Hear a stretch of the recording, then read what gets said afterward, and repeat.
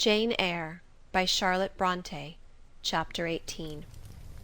Merry days were these at Thornfield Hall, and busy days too.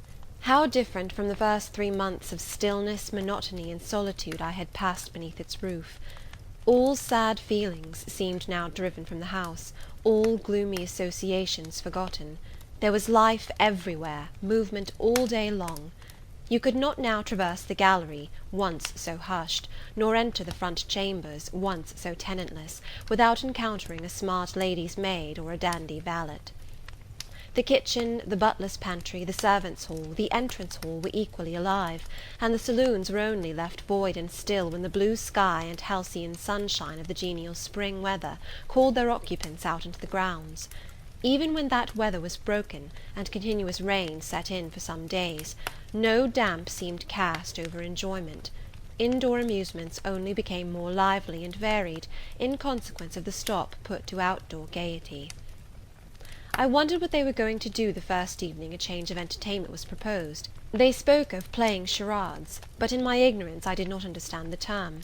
The servants were called in, the dining-room tables wheeled away, the lights otherwise disposed, the chairs placed in a semicircle opposite the arch.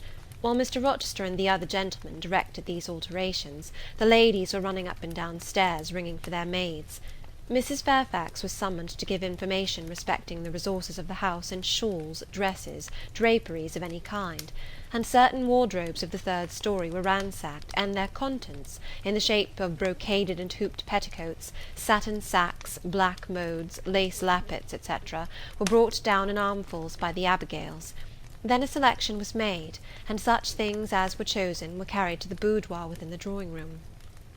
Meantime Mr. Rochester had again summoned the ladies round him, and was selecting certain of their number to be of his party. "Miss Ingram is mine, of course," said he. Afterwards he named the two Mrs. Eshton and Mrs. Dent. He looked at me. I happened to be near him, as I had been fastening the clasp of Mrs. Dent's bracelet, which had got loose. "Will you play?" he asked. I shook my head. He did not insist, which I rather feared he would have done. He allowed me to return quietly to my usual seat. He and his aids now withdrew behind the curtain. The other party, which was headed by Colonel Dent, sat down on the crescent of chairs. One of the gentlemen, Mr. Eshton, observing me, seemed to propose that I should be asked to join them, but Lady Ingram instantly negatived the notion. "No," I heard her say, "she looks too stupid for any game of the sort." Ere long a bell tinkled, and the curtain drew up. Within the arch, the bulky figure of Sir George Lynn, whom Mr. Rochester had likewise chosen, was seen enveloped in a white sheet.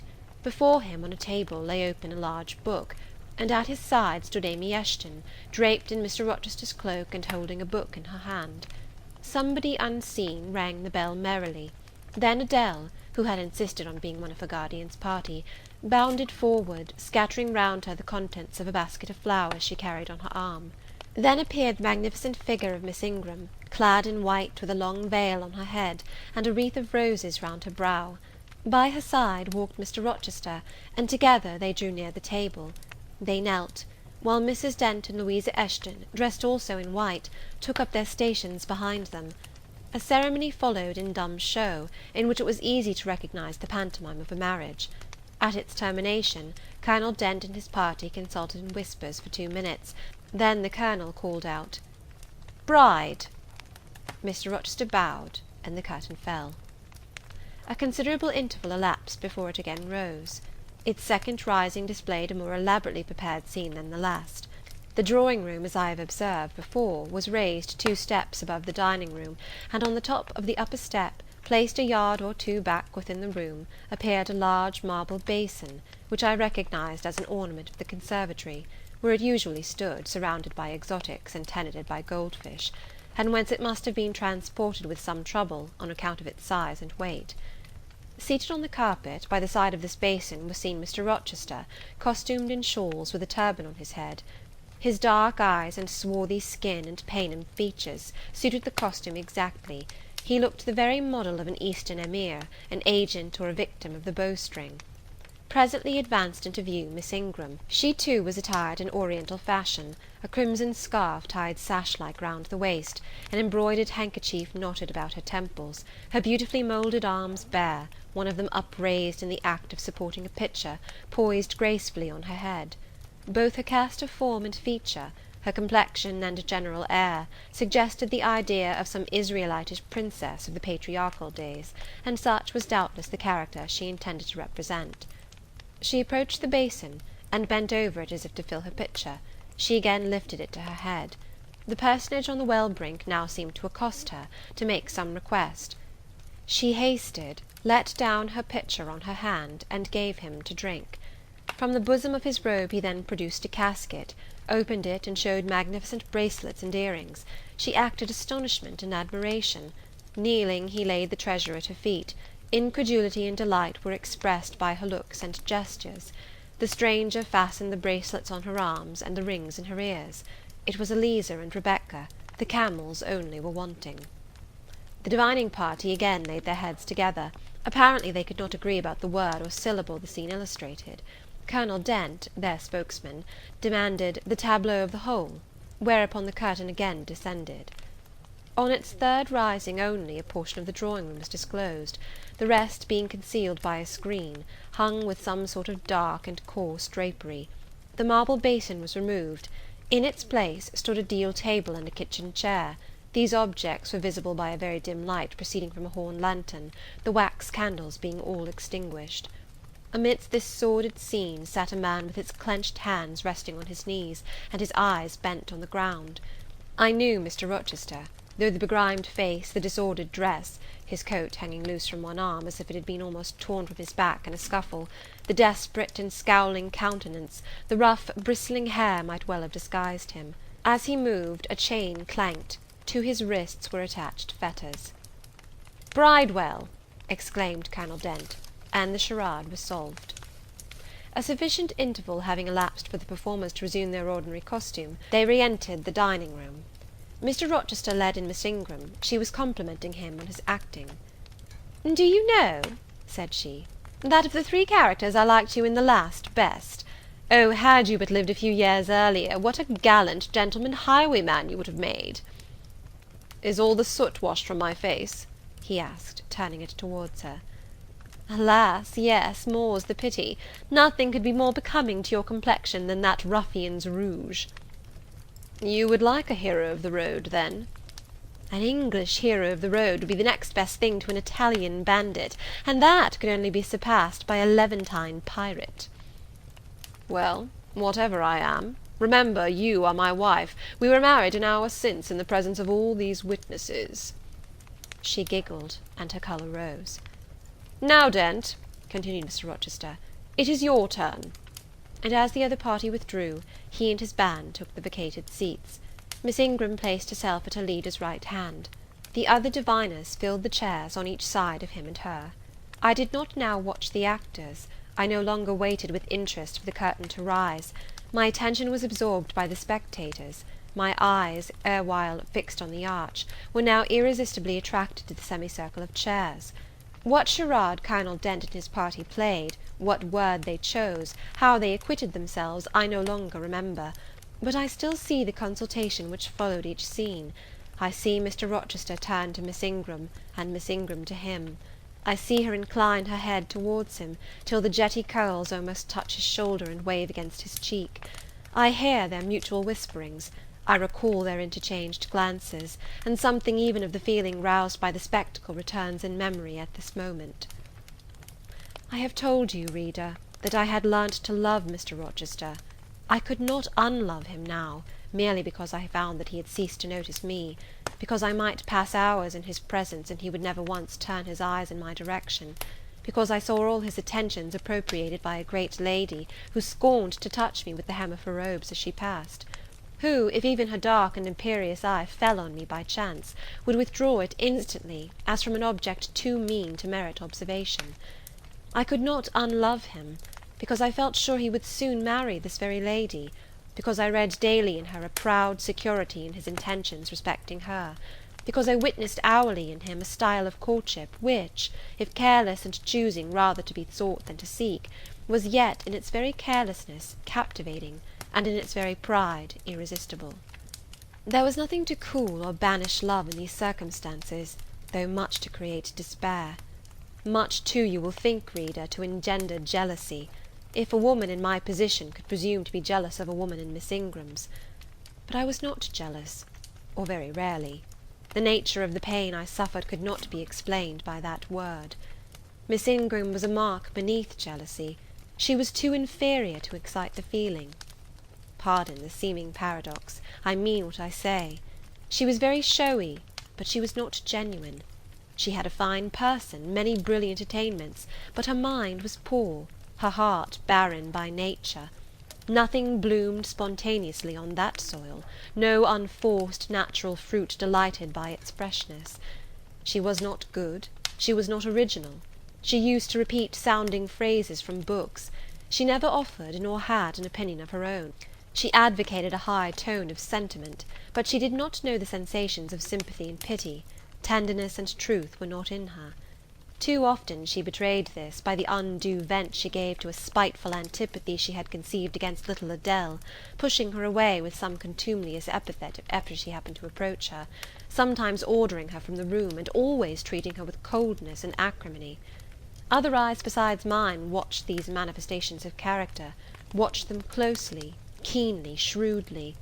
Yes, the future bridegroom, Mr. Rochester himself, exercised over his intended a ceaseless surveillance, and it was from this sagacity, this guardedness of his, this perfect, clear consciousness of his fair one's defects, this obvious absence of passion in his sentiments towards her, that my ever-torturing pain arose. I saw he was going to marry her, for family, perhaps political reasons, because her rank and connections suited him. I felt he had not given her his love, and that her qualifications were ill adapted to win from him that treasure. This was the point. This was where the nerve was touched and teased. This was where the fever was sustained and fed. She could not charm him. If she had managed the victory at once, and he had yielded and sincerely laid his heart at her feet, I should have covered my face, turned to the wall, and, figuratively, have died to them. If Miss Ingram had been a good and noble woman, endowed with force, fervour, kindness, sense, I should have had one vital struggle with two tigers, jealousy and despair.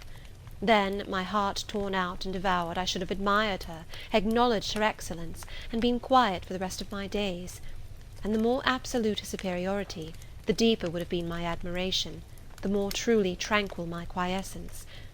But as matters really stood, to watch Miss Ingram's efforts at fascinating Mr. Rochester, to witness their repeated failure, herself unconscious that they did fail, vainly fancying that each shaft launched hit the mark, and infatuatedly pluming herself on success, when her pride and self-complacency repelled further and further what she wished to allure, to witness this was to be at once under ceaseless excitation and ruthless restraint. Because when she failed, I saw how she might have succeeded. Arrows that continually glanced off from Mr. Rochester's breast and fell harmless at his feet, might, I knew, if shot by a surer hand, have quivered keen in his proud heart, have called love into his stern eye and softness into his sardonic face; or, better still, without weapons, a silent conquest might have been won. Why can she not influence him more, when she is privileged to draw so near to him? I asked myself.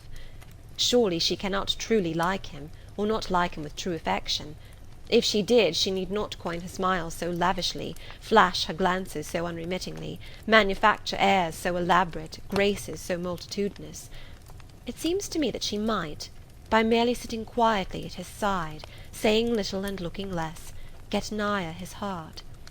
I have seen in his face a far different expression from that which hardens it now, while she is so vivaciously accosting him. But then it came of itself. It was not elicited by meretricious arts and calculated manoeuvres, and one had but to accept it, to answer what he asked without pretension, to address him when needful without grimace, and it increased, and grew kinder and more genial, and warmed one like a fostering sunbeam. How will she manage to please him when they are married? I do not think she will manage it. And yet it might be managed, and his wife might, I verily believe, be the very happiest woman the sun shines on. I have not yet said anything condemnatory of Mr. Rochester's project of marrying for interest and connections. It surprised me when I first discovered that such was his intention. I had thought him a man unlikely to be influenced by motives so commonplace in his choice of a wife; but the longer I considered the position, education, etc., of the parties, the less I felt justified in judging and blaming either him or Miss Ingram for acting in conformity to ideas and principles instilled into them, doubtless, from their childhood. All their class held these principles. I supposed, then, they had reasons for holding them such as I could not fathom. It seemed to me that, were I a gentleman like him, I would take to my bosom only such a wife as I could love; but the very obviousness of the advantages to the husband's own happiness offered by this plan convinced me that there must be arguments against its general adoption of which I was quite ignorant; otherwise I felt sure all the world would act as I wished to act. But in other points, as well as this, I was growing very lenient to my master. I was forgetting all his faults, for which I had once kept a sharp look-out. It had formerly been my endeavour to study all sides of his character, to take the bad with the good, and from the just weighing of both to form an equitable judgment. Now I saw no bad. The sarcasm that had repelled, the harshness that had startled me once, were only like keen condiments in a choice dish. Their presence was pungent, but their absence would be felt as comparatively insipid. And as for the vague something, was it a sinister or a sorrowful, a designing or a desponding expression, that opened upon a careful observer now and then in his eye, and closed again before one could fathom the strange depth partially disclosed, that something which used to make me fear and shrink, as if I had been wandering amongst volcanic-looking hills, and had suddenly felt the ground quiver and seen it gape, that something I at intervals beheld still, and with throbbing heart, but not with palsied nerves. Instead of wishing to shun him, I longed only to dare, to divine it; and I thought Miss Ingram happy, because one day she might look into the abyss at her leisure, explore its secrets, and analyze their nature. Meantime, while I thought only of my master and his future bride, saw only them, heard only their discourse, and considered only their movements of importance, the rest of the party were occupied with their own separate interests and pleasures. The ladies Lynn and Ingram continued to consort in solemn conferences, where they nodded their 2 turbans at each other, and held up their 4 hands in confronting gestures of surprise, or mystery, or horror, according to the theme on which their gossip ran, like a pair of magnified puppets. Mild Mrs. Dent talked with good-natured Mrs. Eshton, and the two sometimes bestowed a courteous word or smile on me. Sir George Lynn, Colonel Dent, and Mr. Eshton discussed politics, or county affairs, or justice business. Lord Ingram flirted with Amy Eshton, Louisa played and sang to and with one of the Messrs. Lynn, and Mary Ingram listened languidly to the gallant speeches of the other. Sometimes all, as with one consent, suspended their by-play to observe and listen to the principal actors; for after all, Mr. Rochester, and, because closely connected with him, Miss Ingram, were the life and soul of the party. If he was absent from the room an hour, a perceptible dullness seemed to steal over the spirits of his guests, and his re-entrance was sure to give a fresh impulse to the vivacity of conversation. The want of his animating influence appeared to be peculiarly felt one day that he had been summoned to Millcote on business, and was not likely to return till late. The afternoon was wet. A walk the party had proposed to take to see a gipsy camp, lately pitched on a common beyond Hay, was consequently deferred. Some of the gentlemen were gone to the stables; the younger ones, together with the younger ladies, were playing billiards in the billiard-room. The Dowagers Ingram and Lynn sought solace in a quiet game at cards. Blanche Ingram, after having repelled, by supercilious taciturnity, some efforts of Mrs. Dent and Mrs. Eshton to draw her into conversation, had first murmured over some sentimental tunes and airs on the piano, and then, having fetched her novel from the library, had flung herself in haughty listlessness on a sofa, and prepared to beguile, by the spell of fiction, the tedious hours of absence. The room and the house were silent. Only now and then the merriment of the billiard players was heard from above. It was verging on dusk, and the clock had already given warning of the hour to dress for dinner, when little Adele, who knelt by me in the drawing-room window-seat, suddenly exclaimed, "Voilà Monsieur Rochester, qui revient!" I turned, and Miss Ingram darted forwards from her sofa. The others, too, looked up from their several occupations. for at the same time a crunching of wheels and a splashing tramp of horse hoofs became audible on the wet gravel. A post-chaise was approaching. "What can possess him to come home in that style?" said Miss Ingram. "He rode Mesrour, the black horse, did he not, when he went out? And Pilot was with him? What has he done with the animals?" As she said this, she approached a tall person and ample garments so near the window, that I was obliged to bend back almost to the breaking of my spine. In her eagerness she did not observe me at first, but when she did, she curled her lip and moved to another casement. The post-chaise stopped, the driver rang the door-bell, and a gentleman alighted attired in travelling garb, but it was not Mr. Rochester. It was a tall, fashionable-looking man, a stranger. "How provoking!" exclaimed Miss Ingram. "You tiresome monkey," apostrophising Adele, "who perched you up in the window to give false intelligence!" And she cast on me an angry glance, as if I were in fault. Some parleying was audible in the hall, and soon the newcomer entered. He bowed to Lady Ingram, as deeming her the eldest lady present. "It appears I come at an inopportune time, madam," said he, "when my friend, Mr. Rochester, is from home; but I arrive from a very long journey, and I think I may presume so far on old and intimate acquaintance as to install myself here till he returns." His manner was polite. His accent, in speaking, struck me as being somewhat unusual, not precisely foreign, but still not altogether English. His age might be about Mr. Rochester's, between 30 and 40. His complexion was singularly sallow. Otherwise he was a fine-looking man, at first sight especially. On closer examination, you detected something in his face that displeased, or rather that failed to please. His features were regular, but too relaxed. His eye was large and well cut, but the life looking out of it was a tame, vacant life. At least so I thought. The sound of the dressing-bell dispersed the party. It was not till after dinner that I saw him again. He seemed then quite at his ease. But I liked his physiognomy even less than before.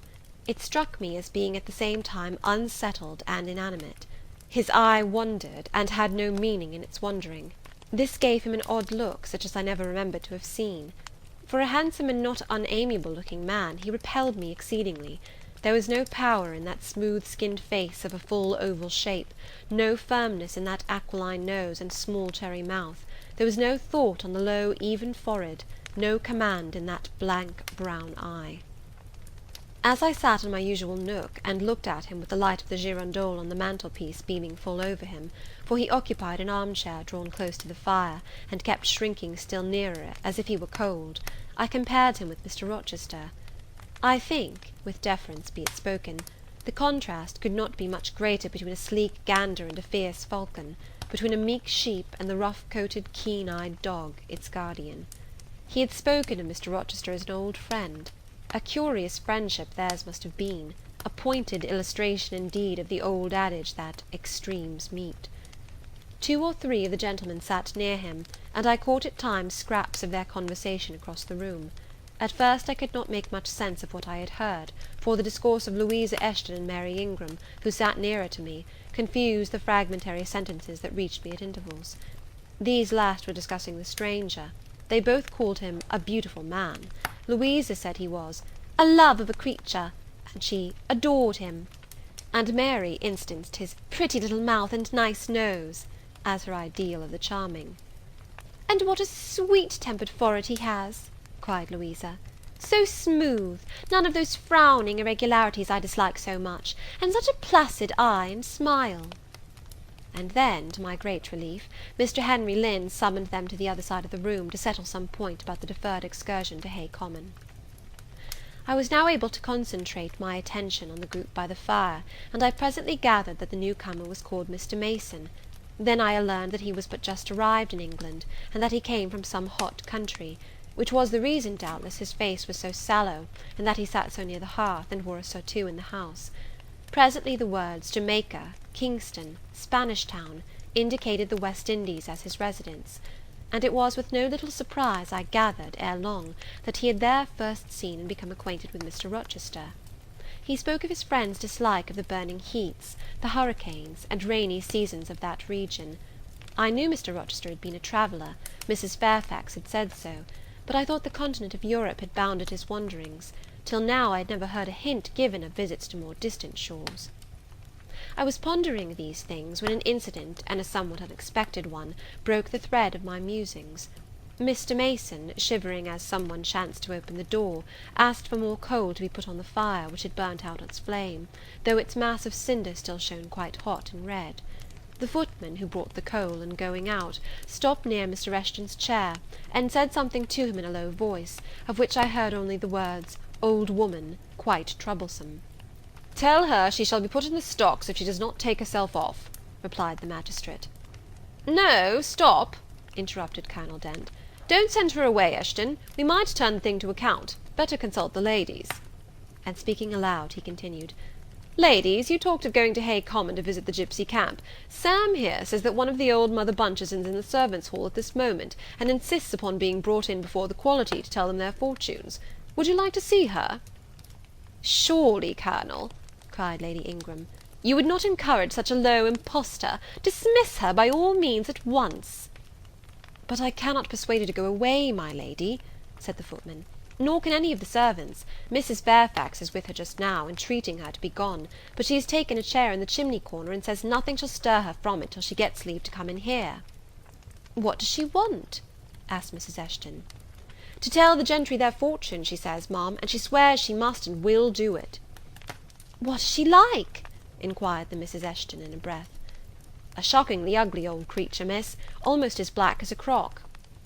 "Why, she's a real sorceress," cried Frederick Lynn. "Let us have her in, of course." "To be sure," rejoined his brother, "it would be 1,000 pities to throw away such a chance of fun." "My dear boys, what are you thinking about?" exclaimed Mrs. Lynn. "I cannot possibly countenance any such inconsistent proceeding," chimed in the Dowager Ingram. "Indeed, mamma, but you can and will," pronounced the haughty voice of Blanche, as she turned round on the piano stool, where till now she had sat silent, apparently examining sundry sheets of music. "I have a curiosity to hear my fortune told, therefore, Sam, order the beldam forward." "My darling Blanche, recollect—" "I do. I recollect all you can suggest, and I must have my will. Quick, Sam." "Yes, yes, yes," cried all the juveniles, both ladies and gentlemen. "Let her come, it will be excellent sport." The footman still lingered. "She looks such a rough one," said he. "Go!" ejaculated Miss Ingram, and the man went. Excitement instantly seized the whole party. A running fire of raillery and jest was proceeding when Sam returned. "She won't come now," said he. "She says it's not her mission to appear before the vulgar herd, them's her words. I must show her into a room by herself, and then those who wish to consult her must go to her one by one." "You see now, my queenly Blanche," began Lady Ingram, "she encroaches. Be advised, my angel girl, and—" "Show her into the library, of course," cut in the angel girl. "It is not my mission to listen to her before the vulgar herd either. I mean to have her all to myself. Is there a fire in the library?" "Yes, ma'am, but she looks such a tinkler." "Cease that chatter, blockhead, and do my bidding."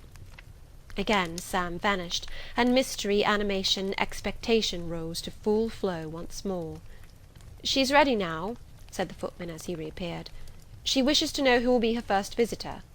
"I think I had better just look in upon her before any of the ladies go," said Colonel Dent.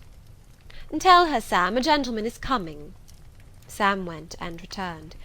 "She says, sir, that she'll have no gentlemen. They need not trouble themselves to come near her. Nor," he added, with difficulty expressing a titter, "any ladies either, except the young and single." "By Jove, she has taste!" exclaimed Henry Lynn. Miss Ingram rose solemnly. "I go first," she said, in a tone which might have befitted the leader of a forlorn hope, mounting a breach in the van of his men.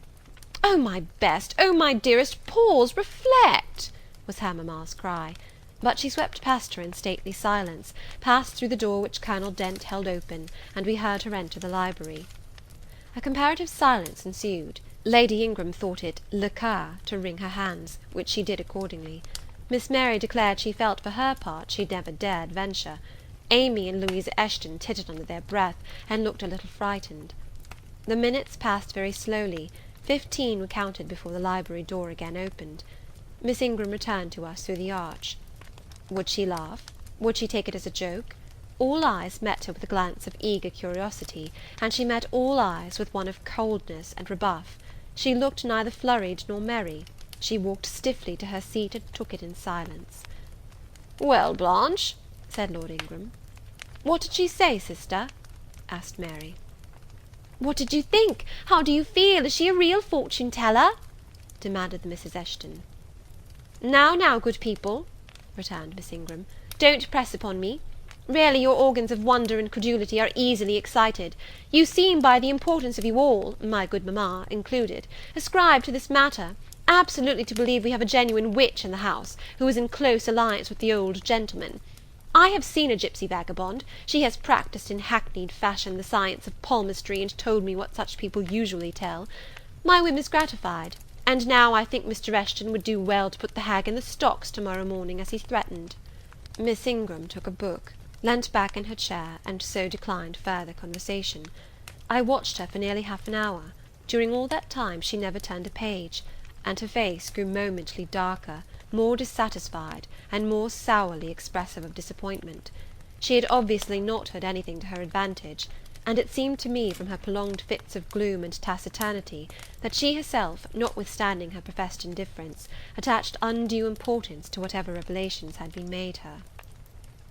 Meantime, Mary Ingram, Amy and Louisa Eshton declared they dared not go alone, and yet they all wished to go. A negotiation was opened through the medium of the ambassador, Sam, and after much pacing to and fro, till, I think, the said Sam's calves must have ached with the exercise, permission was at last, with great difficulty, extorted from the rigorous Sybil for the three to wait upon her in a body. Their visit was not so still as Miss Ingram's had been. We heard hysterical giggling and little shrieks proceeding from the library, and at the end of about 20 minutes they burst the door open, and came running across the hall as if they were half scared out of their wits. "I am sure she is something not right," they cried, one and all. "She told us such things! She knows all about us!" And they sank breathless into the various seats the gentlemen hastened to bring them. Pressed for further explanation, they declared she had told them of things they had said and done when they were mere children, described books and ornaments they had in their boudoirs at home, keepsakes that different relations had presented to them. They affirmed that she had even divined their thoughts, and had whispered in the ear of each the name of the person she liked best in the world, and informed them of what they most wished for. Here the gentlemen interposed with earnest petitions to be further enlightened on these two last-named points, but they got only blushes, ejaculations, tremors, and titters, in return for their importunity. The matrons, meantime, offered vinaigrettes and wielded fans, and again reiterated the expression of their concern that their warning had not been taken in time, and the elder gentlemen laughed, and the younger urged their services on the agitated fair ones. In the midst of the tumult, and while my eyes and ears were fully engaged in the scene before me, I heard a hem close at my elbow. I turned, and saw Sam. "If you please, miss, the gipsy declares that there is another young single lady in the room who has not been to her yet, and she swears she will not go till she has seen all. I thought it must be you, there is no one else for it. What shall I tell her?" "Oh, I will go by all means," I answered, and I was glad of the unexpected opportunity to gratify my much excited curiosity. I slipped out of the room, unobserved by any eye, for the company were gathered in one mass about the trembling trio just returned, and I closed the door quietly behind me. "If you like, miss," said Sam, "I'll wait in the hall for you, and if she frightens you, just call and I'll come in." "No, Sam, return to the kitchen. I am not in the least afraid." Nor was I, but I was a good deal interested and excited. Chapter 18.